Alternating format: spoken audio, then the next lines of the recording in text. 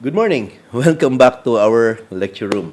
So, sa ngayong araw to, pag-usapan natin itong very important topic, itong lost land title. Yes po, kapag nawala po ang inyong titulo na tangan-tangan ninyo dahil nawala sa baha, kinain ng anay, binagyo kayo, tinamaan ng kidlat, nasunog, and everything else kung paano nawala ang titulo, ito po ang video na para sa inyo. Alright, so, ang batas po natin itong Presidential Decree number 1529, Series of 1978, the Property Registration Decree enacted by Ferdinand Marcos, no, former President Marcos during the time of martial law, wherein he was exercising both executive and legislative powers, no. And mind you, this is one of those laws that he passed during the martial law regime na very, very good law pa rin. Alright? So, ang batas natin is PD 1529 at ang section na nagsabi kung paano ang gagawin at ang basis ang section 109. Notice and replacement of lost duplicate certificate of title. Yes po, duplicate lang po yung hawak ninyo. Kasi ang sabi, duplicate certificate, duplicate owner's copy of certificate of land title. Alright? Since it is duplicate po, ibig sabihin may original. So, dalawa po pala ang titulo sa isa. Okay. Two titles. One is that yung hawak po ninyo, same title number, and the original one, yung nakatago po sa bolt ng Registry of Deeds. Yung nasa bolt po, yun pong original copy. Yung sa inyo, duplicate original po yan siya. Okay. Duplicate original owner's copy yan siya. Same title number, same technical description, same contents, walang pinagbago. Dalawa po sila. Alright, kapag nawala yung titulo na hawak nyo, ang tawag po noon is Petition for the Replacement of Issuance of New Title in lieu of the lost one, no? Lost Duplicate Certificate. Kaya pag nawala naman po yung ROD original copy, yes po, nawawala din. Section 17110 says, reconstitution of lost or destroyed original of torrents title. Original daw nawala. Yes, kasi may instances na ang, let's say, nawala ang titulo because sa original title ng ROD dahil binagyo ang Registry of Deeds o dinaanan ng bagyo ang province at isa sa mga offices yung Registry of Deeds or natangay ng baha or nasunog for that matter, no?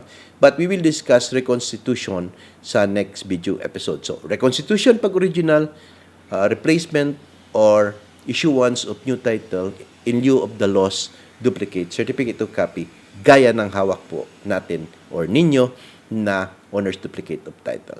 Alright, I'll give you some step-by-step guide. Okay, number one guide is that you have to execute an affidavit loss. Kumuha po kayo ng affidavit loss at isalaysay ang mga pangyayari. Paano nawala ang duplicate title? Take note that you have to go to a notary public and a legitimate one. Dapat lehitimo, hindi po yung peke. Kasi ang purpose ng affidavit of loss maging public document dahil i-annotate yan siya doon sa ROD copy na original. Okay. And take note, kung sino po yung nakawala, siya po yung may responsibilidad na mag-narrate ng fact. Siya po yung mag-execute ng affidavit of loss. Bakit po? Kasi siyang may personal knowledge kung paano nawala. Alright? Hindi naman pwede iasa mo lang doon sa, let's say, sa staff mo, sabihin mo, ikaw na magawa ng affidavit of loss doon, sabihin mo na wala. Hindi, wala siyang personal knowledge. Malalaman niya ng judge during the hearing, no? So, kailangan po, kung sino nakawala, siya po. Ngayon, kung meron po kayong nakawala, tapos meron kayong spouse, kailangan po niya mag-execute ng SPA in your favor na authorizing you to execute an affidavit of loss at the same time to testify in court. Ganun din po kapag sa mga co-owners, yung mga heirs, no? If there are 5 heirs, one of the heirs will say na nawala ako ang titulo, then I have to execute an affidavit of loss, I will have to go to court and testify. Yung 4 po, magbibigay ng SPA sa kanya. Magko-consent sa kanya sa pag-execute ng affidavit of loss at pag-testify in court. Yan po. Why? Because these co-owners and the spouses, meron silang interest of the property being the co-owners of this property as well as the title. Hahanapin po yan sila ng judge kapag hindi na-execute yan, delikado. So, very, very important po, no? Okay, number 2 guide is that ipa-annotate po, no, itong affidavit of loss sa original copy na titulo na nasa ROD. Okay, dalhin niyo ito sa Registry of Deeds, bayad kayo ng annotation fee, and doon sa likod, i-annotate yan. Ang purpose ng annotation is to inform the whole world or the transacting public that there is the declaration of loss by the affiant or by the registered owner for that matter na nawawala ang titulo. So, if you, in case na mag-transact kayo, bibili kayo ng lupa involving that property at pagkuha nyo certified true copy, meron pong nakata-annotate na affidavit of loss. It serves as a warning to you and to all the transacting public that you buy or transact at your own risk. You are notified na nawawala. Be extra diligent and be very, very careful about this. Yun po ang ibig sabihin at ang purpose kung bakit ipa-annotate ang affidavit of loss. Alright. Okay. Number 3 is mag-request po tayo ng certified true copy ng titulo na may annotation na ng affidavit of loss. Ayan. Example ito. Entry number 12345, March 1, 2022. Yan. Affidavit of loss executed by Raymond Stone, dated February 28, 22. Narrating how the title got lost, no? At hindi na makita. And affidavit of loss executed and entered in the Notarial Register of Notary Public Ramon Reyes, no? As doc number 1, page number 1, book number 7, series of 2022. Sabi ko sa inyo, very important na legitimate ang Notary Public. Kasi pag hindi, peke na notaryo, kung sa bangketa lang nyo na pwedeng i-question ang authenticity ng document. And it is not a public document, pwedeng ma-question yung pagpa-annotate nyo doon. Being the fact na dapat kasi ang what is should be annotated is a real affidavit of loss which is a public document. So careful po tayo when it comes to things like this, na mura lang naman yung affidavit of loss. Wag na lang po tayo magtipid, no? Alright, so step-by-step guide and let us proceed number 4. Mag-request po tayo ng certification of no pending case sa Office of the Clerk of Court where the property is located, no? Having jurisdiction. So, meron tayong mga like dito sa amin, sa Davao, 11th Judicial Region, meron 12th Judicial Region, 1st Judicial Region, kung saan po nasakop yung lupa, no? Now, ang Office of the Clerk of Court, siya po ang mag-i-issue ng certificate of no pending case kung walang pending case. Pero pag nasilip nila sa computer nila, sa database nila na meron palang pending case ito, let's say, ang titulo pala is dineposit sa court. Or number 2, meron palang pending na extrajudicial foreclosure. Kaso rin yan, no? At siyempre, kung extrajudicial foreclosure, ibig sabihin, merong utang. May utang, ang seguridad or ang collateral na binigay, yung titulo. So, merong real estate mortgage. So, hindi nawawala. Nandoon sa pinaghiraman ng pera. Ayan. At ngayon, hindi ka nakakabayad, yun, kailangan ng ipo-foreclose. So, may pending case siya. So, ibig sabihin, hindi ka pwede mag-file ng petition for loss, petition for the issuance of new title in lieu of the lost one because meron palang pending case at hindi nawawala ang titulo. Ayan. Okay, so take note of that. And number 5, sumangguni po tayo sa isang abugado, no? Usually, ang price na hiningi nila is 50,000 pesos package, no? Walang budget, punta tayo sa PAW lawyer. Kung indigent ka at qualified ka, pwede ka doon. Or sa IBP Legal Aid Attorney. At magpagawa kayo ng petition for issuance or replacement of lost title.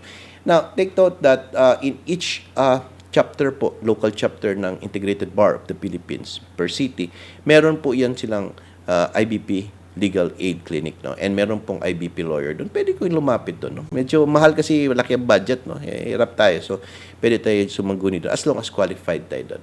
Alright? So, remember lang yung sinasabi kong SPA na dapat meron kayong SPA. Dala-dala nyo na yan or dapat meron yan, no? Kasi ang consent, no, ng other spouse or the other co-owners. At ang pinaka-importante na ma-understand ninyo is mag-execute ng judicial affidavit. Bago po ito sa new rules ng civil procedure, no? Even sa criminal cases, meron din yan siya, no? Hindi lang kayo sa civil cases, no?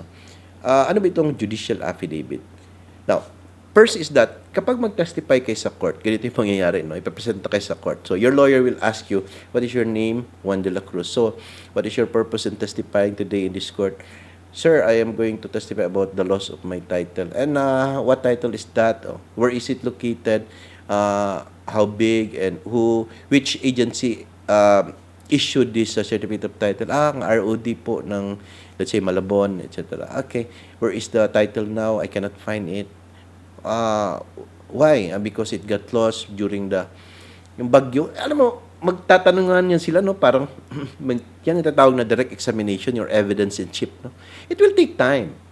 talaga aabot na minsan mga 30 minutes or 1 hour for that matter kung madaming titulo na wala or mahaba ang tanong, ano. So, na-simplify ito siya by judicial affidavit. Yung judicial affidavit, na-narrate na doon. Yung affidavit po ninyo, step-by-step question and answer yan. Ganun din parang sa direct examination. So, all you have to do during the hearing is to identify your judicial affidavit, identify yung mga nakatouch na mga documents doon, and then, pag na-appear mo na sa iyo yan, which this is yours, yes, this is mine, the judge now will ask questions. Okay, paano nawala itong titulo? Baka naman na-prenda ito, baka na, ayun, mga ganun yan. Inla ng evidence diretso cross-examination. Alright? So, yan ang very important. Meron pong judicial affidavit. And sabi ng bagong batas, kung wala kang judicial affidavit, maaaring ma-dismiss ang petition mo because that is already required now under the new rules. Okay? Take note of that. Baka makalimutan lang. Alright. Now, ano ang mga attachments? Ilagay ko na dito yung mga attachments na kakailangan ninyo sa petition. No? Ito po, certified true copy of the lost title from the ROD, affidavit of loss with stamp received by the ROD, certificate of no pending case from RTC OCC, judicial affidavit, SPA applicable. If applicable, siyempre, kung single ka, hindi kailangan SPA, tapos ikaw nakawala, no problem. Ikaw na mag-testify, no SPA needed.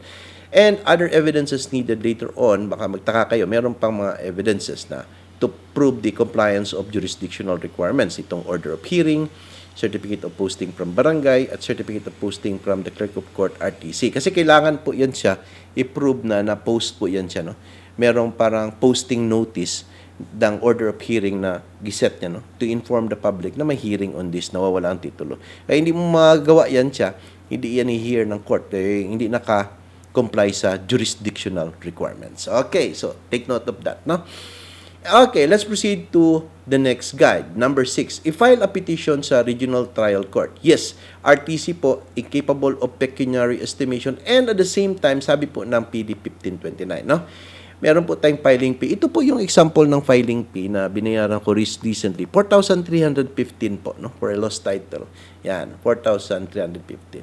Tapos dyan, mag-attend po tayo na ikapito, at mag-testify sa hearing date. Okay, makikinig ang judge niya, no? Magte-testify. Sometimes, pag maraming masyadong kasong judge, pinapasa yan doon sa clerk of court, and with the clerk of court will act as a commissioner who will receive evidences, no? Receive evidences on your part, and the judge will decide on it pa rin. Hindi yung clerk of court, no? I-receive lang yung mga ebidensya mo.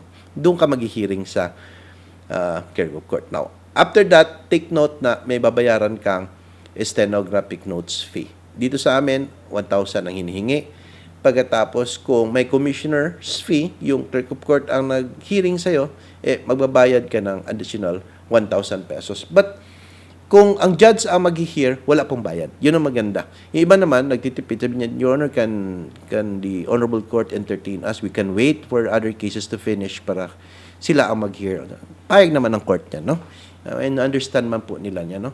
But if you have, nagmamadali kayo, tsaka may additional, may konti kayong pera, sabihin nyo, we pray, Your Honor, that this be heard before the clerk of court as commissioner to receive the evidences. Yan. And the court will grant it. No? Refer kayo doon sa clerk of court. Nandiyan lang naman sa tabing opisina niya. Alright. Okay, number 8. Ang title ng decision, no? So, siguro po in a matter of a month or 2, nandiyan na yung decision na yan. Okay. And kapag may decision na po, granting the issuance of new title and directing the registry of deeds to issue a new title in lieu of the lost one, yan. Yun ang decision Dedirektahan ang ROD na mag-issue ka ng bagong titulo dahil nawawala ito. Na-prove ni Raymond Stone na nawawala ito. Bigyan mo ng bagong titulo. Ayan. So, okay? Pero bago yan, kailangan ka humingi muna ng certified true copy ng decision at certificate of finality. Kasi yun ang requirement ng Registry of Deeds, no? Na merong certified true copy ng decision. Kahit na may original kang decision, kailangan nila ng certified true copy ng decision. Tapos, yung certificate of finality. Makukuha mo yan 15 days after you receive the decision. Bibilang kay 15 days. Then, pag 15 days, hingi na kayo ng certificate of finality sa korte. Okay? And after that, you have to go to the Registry of Deeds and submit those documents and magbayad din kayo ng new fee. May fee kayo na para for the issuance of new title, no? So, mura lang, hindi yan malaki masyado. And then you will be given an EPEB number. Ayan, EPEB, Information Request Form. Okay. At pababalikin kayo on a certain date para makuha mo na yung bagong titulo. Now, sa amin dito sa Davao City, ang ginagawa ng mga ng ROD dito is tinitext kami pag nandyan na yung document na inaantay. Ayan. So, text kami, "Sir, you can get now the, then we present the APEB and the official receipt." Yon. Then, after that, pagdating nyo, nakuha na nyo, yan. So, may bago ka ng titulo. Ayos. So, having said that, solve ang problema. Okay? So, with that, I hope you learned something in this lecture. And next time, I will try to discuss yung reconstitution. Pero may nag-request sa akin na i-discuss ko daw yung residential pre-patent. O sige, we'll see. And, okay, I hope to see you soon. Thank you. Danke, sukran. Magandang araw po sa inyong lahat. Bye-bye.